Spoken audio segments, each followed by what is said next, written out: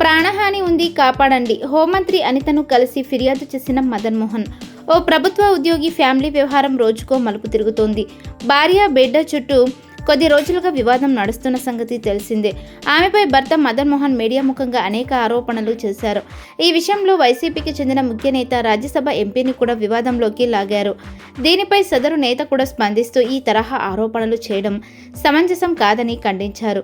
అదే సమయంలో మదన్ మోహన్ చేసిన ఆరోపణలపై ఆ ఉద్యోగి కూడా స్పందించారు. తాను సన్నిహితంగా మెలిగినంత మాత్రాన ఈ తరహా ఆరోపణలు చేయడం సమంజసం కాదని స్పష్టం చేశారు. మదన్ మోహన్తో తాను ఎప్పుడో విడిపోయానని, తాను సుభాష్ అనే వ్యక్తిని వివాహం చేసుకున్నట్లు వెల్లడించారు. ఆయనతో కలిసి ఉన్న కొన్ని ఫోటోలను కూడా విడుదల చేశారు. సుభాష్ కూడా స్పందించారు. తాను సన్నిహితంగా మెలిగానని, తనకు వేరే సంబంధం లేదని స్పష్టం చేశారు. దీంతో ఈ వ్యవహారం మరిన్ని మలుపులు తిరిగినట్టయింది. ఇప్పుడు మదన్ మోహన్ హోంమంత్రి అనితను కలిసి గురువారం సాయంత్రం ఫిర్యాదు చేశారు. తమ ఫ్యామిలీ ఇష్యూస్ తేల్చాలంటూ మదన్ మోహన్ హోంమంత్రి అనితను విజయవాడలో కలిసి గురువారం సాయంత్రం ఫిర్యాదు చేశారు. తన కుటుంబానికి న్యాయం చేయాలంటూ ఈ సందర్భంగా హోంమంత్రిని ఆయన కోరారు.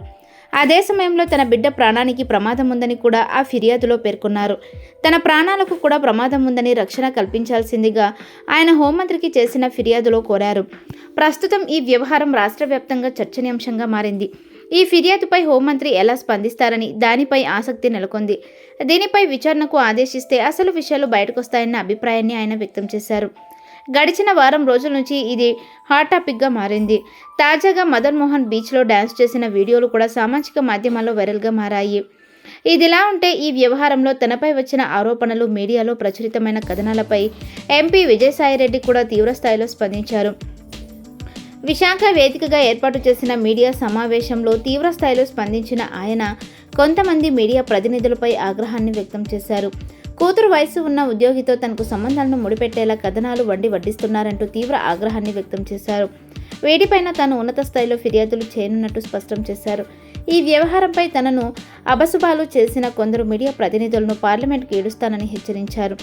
అదే సమయంలో మీడియాను అడ్డుపెట్టుకుని ఇష్టానుసారంగా వ్యవహరిస్తున్న వారిపై చర్యలు తీసుకుంటానంటూ హెచ్చరించిన విజయసాయిరెడ్డి తాను మీడియాను కూడా పెట్టబోతున్నట్టు స్పష్టం చేశారు. ఈ క్రమంలోనే మదన్ మోహన్ హోంమంత్రికి ఫిర్యాదు చేయడం సర్వత్రా ఆసక్తిని కలిగిస్తుంది. ఈ వ్యవహారం ఎటువైపు వెళ్తుందో అన్న చర్చ ప్రస్తుతం జోరుగా సాగుతుంది. ఈ వ్యవహారంపై శాంతి కూడా తీవ్రంగా ఆవేదన వ్యక్తం చేశారు. తన వ్యక్తిగత జీవితాన్ని రోడ్డు మీదకు లాగుతున్నారంటూ బోరున వినిపించారు.